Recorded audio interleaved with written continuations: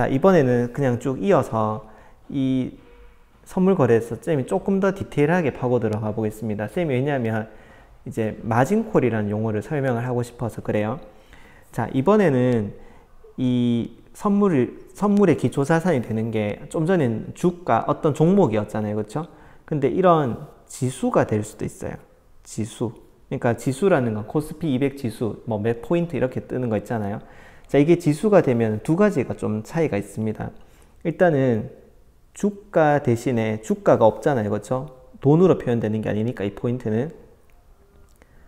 포인트가 주가 역할을 합니다. 그러니까 포인트가 올라가면 롱이고 포인트가 떨어지면 쇼트고.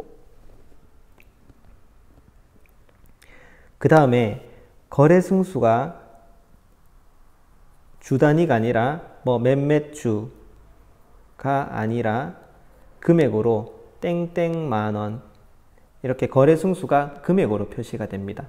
자, 그러면 지금 200포인트의 매수 계약을 한번 맺어 볼게요. 거래 금액은 어떻게 될까요? 주가 대신에 200포인트가 이제 지금 현재의 수준이 되겠죠. 일단 이거를 한 계약밖에 못 맺었어요.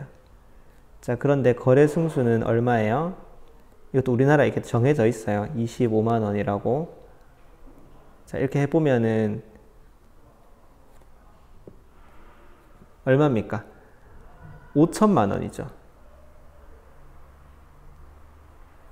자, 이 5천만 원짜리 계약을 하는데 드는 돈, 이게 개시증거금이라고 하는데 이게 15%입니다.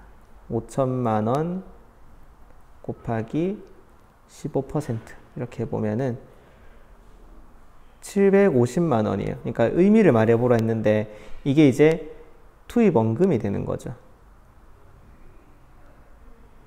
750만 원 가지고 5천만 원짜리 계약을 맺는 그런 상황인 거예요. 자, 그리고 유지증거금이라는 게 있습니다. 이것은 거래 금액의 0.1인데 10%인데 그러니까 500만 원이죠. 자, 요게 이해가 되는지 한번 들어보세요. 선물 거래는 매일 정산이 돼요. 왜냐하면 레버리지 효과 때문이에요.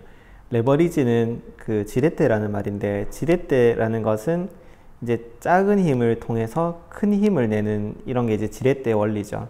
그러니까 지금 이 선물 거래 같은 경우도 거래 승수 때문에 레버리지 효과가 일어나요. 그러니까 750만 원만 가지고 5천만 원짜리 계약을 맺었기 때문에 이익이 날 때도 엄청나게 크게 날 수 있고 손실이 날 때도 엄청나게 크게 날 수 있어요. 그래서 그런 선물 거래는 매일 정산이 되는 시스템입니다. 그러니까 손실도 엄청나게 커지면 걷잡을 수 없기 때문에 매일매일 정산을 해서 통장에 입금이 됩니다.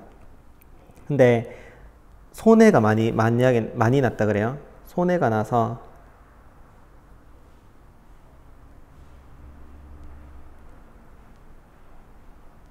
잔고가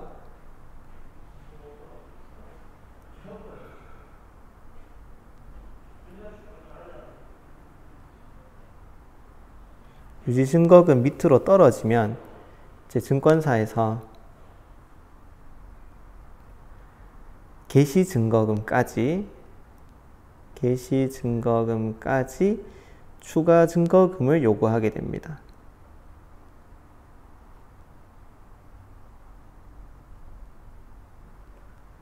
이것이 바로 마진콜입니다. 그러니까 유지증거금 밑으로 안 떨어지면 내가 뭔가 돈을 더 입금하거나 이런 액션 없이 그냥 그 다음날 계약에서 뭐 반등을 노린다던가 이렇게 그 다음 거래를 기대를 할 수 있는데, 마진콜이 나게 되면 내가 그 개시증거금까지 돈을 더 입금하지 못하면 계약이 그냥 파기돼 버려요. 그냥 손해본 상태에서 끝나는 거죠. 그러니까 이제 큰 손실을 입었다는 뜻이기도 하고요. 마진콜이 왔다는 것은. 그 다음에 내가 지금 당장 돈을 더 입금해야지 새로운 계약을 그러니까 이 계약을 유지할 수 있다는 뜻이기도 합니다. 굉장히 이제 투자자 입장에서는 안 좋은 상황인 거죠. 자, 그래서 상황에 따른 손실 금액을 계산하고 마진콜이 발생하는지 한번 계산을 해 봅시다. 자, 지금 롱에 걸었기 때문에 보세요. 매수 계약이죠. 매수 계약. 그러니까 롱에 걸었기 때문에 포인트가 떨어지면 손실이 나는 구조예요. 그러니까 선물 지수 근데 192포인트로 하락하면은 8포인트 떨어진 거죠. 근데 한 계약이고 거래 승수는 25만 원이니까 얼마 손실이 났냐 하면 200만 원 손실이 났어요. 자, 그러면은 750만 원이 계좌에 있었는데 200만 원이 손실이 나니까 550만 원이 잔고에 남았죠. 550만 원이 계좌에 남았죠. 유지 증거금보다는 많죠. 그러니까 계약이 유지가 됩니다. 자, 근데 선물 지수가 188포인트로 12포인트 떨어졌어요. 자, 그러면은 25만 원 이렇게 곱해보면은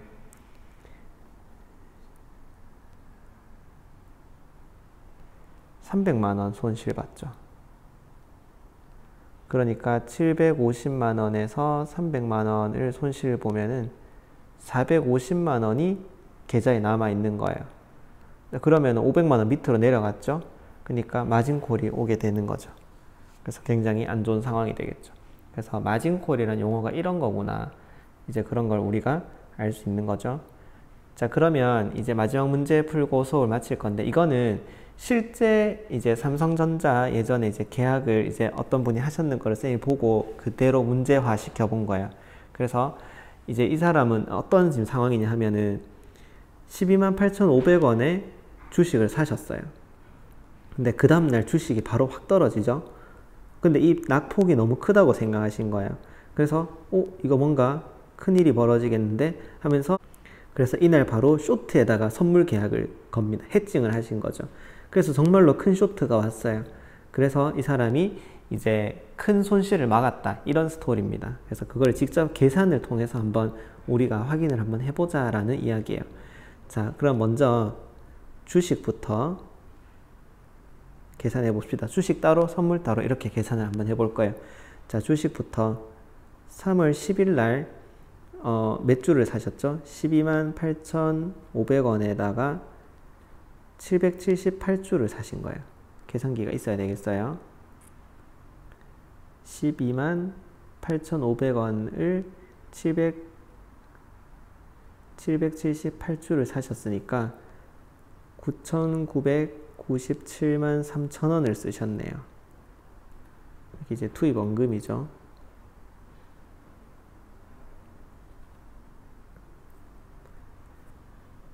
자, 이것이 지금 어쨌든 3월 19일 날 손익이니까 3월 19일 날에는 얼마가 됐냐 하면은 85,700원이 됩니다. 그러면은 이거는 어떻게 되죠? 85,700원 곱하기 778원이니까 6,667만 4,600원 이렇게 평가금이 된 거죠. 그러니까 아까 99973000 하고 비교를 해보면 3,329만 8,400원의 손해가 발생한 상황입니다. 주식만 했으면 이 사람이 그냥 3천만 원이나 손실을 보고 끝났을 거예요. 자, 근데 이분이 선물 거래를 하셨죠. 선물 거래를 매도 계약을 맺으신 쇼트에다가 거신 거예요. 자, 그래서 3월 11일 날 지금 12만 1,000원짜리 계약을 하신 거죠. 12만 1,000원이고 이거를 몇 계약? 78계약 맺으셨죠. 그 다음에 거래 승수는 10주죠. 10주. 이렇게 보면 거래 금액 규모가 12만 1,000원 곱하기 78계약 곱하기 10 이렇게 보면 9,438만 원짜리 계약을 맺은 거예요. 자, 이때 증거금은 얼마 필요했을까요? 94380000에 15%가 필요했겠죠. 곱하기 0.15 이렇게 보면은 1415만 7천원. 그러니까 요게 이제 투입 원금인 거죠. 그러니까 1,400만원 가지고 9천만원짜리 계약을 맺으신 거예요. 자, 그랬는데 3월 19일 날 계약 금액이 어떤지 보세요. 85,700원이 됐어요.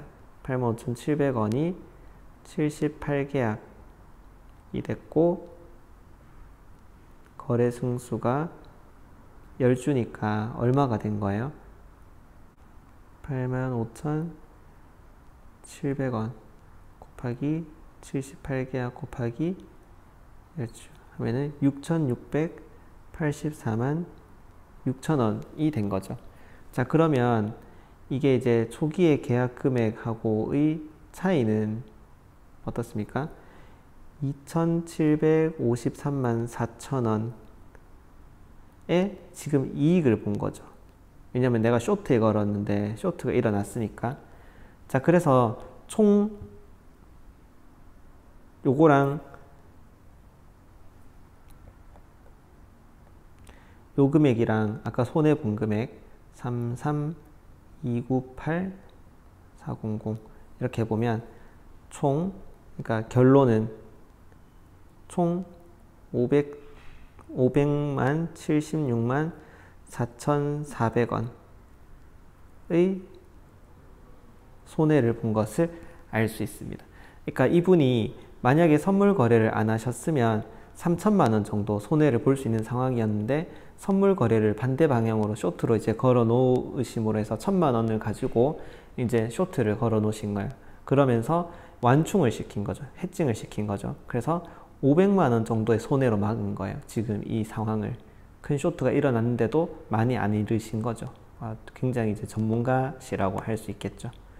자, 그래서 우리가 이제 선물 거래에 대해서 대략적으로 살펴봤습니다. 뭐 좀 더 자세한 내용도 있어요. 근데 이제 쌤이 그렇게 자세하게까지는 모르고 이 정도만 알아도 대략적으로 이제 이 선물 거래가 가지는 의미라던가 이제 거래가 일어나는 방식, 증거금이란 이런 용어 이런 걸 이해하는 데는 도움이 될 거라는 생각을 합니다.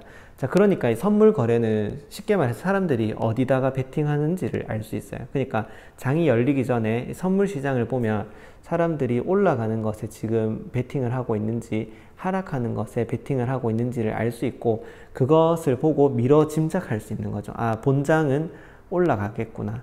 왜 우리가 월드컵 같은 거 볼 때도, 축구 경기 같은 거 볼 때도 도박사들이 뭐 A팀이 더 이길 것이라고 더 많이 돈을 걸었다. 그러면서 이제 두 팀의 이제 승패를 예측하기도 하잖아요. 그렇죠? 그러니까 선물 거래도 마찬가지예요. 선물 시장을 보면서 본장이 어느 방향으로 갈 것이다를 예측해 볼 수 있는 그런 이제 의미가 있어요. 선물 거래장을 보면은. 그래서 경제 TV나 뭐 뉴스에서도 이 선물 지수를 의미 있게 발표를 하고 분석을 하는 겁니다. 딱 맞다고는 할 수 없어요. 자, 오늘 이제 선물 거래를 마지막으로 이제 금융 수업이 끝났습니다. 어려운 수업이었는데 다들 모두 고생하셨고요. 다음 시간부터는 이제 함수와 경제 현상에 관련된 문제를 풀어보도록 하겠습니다. 감사합니다.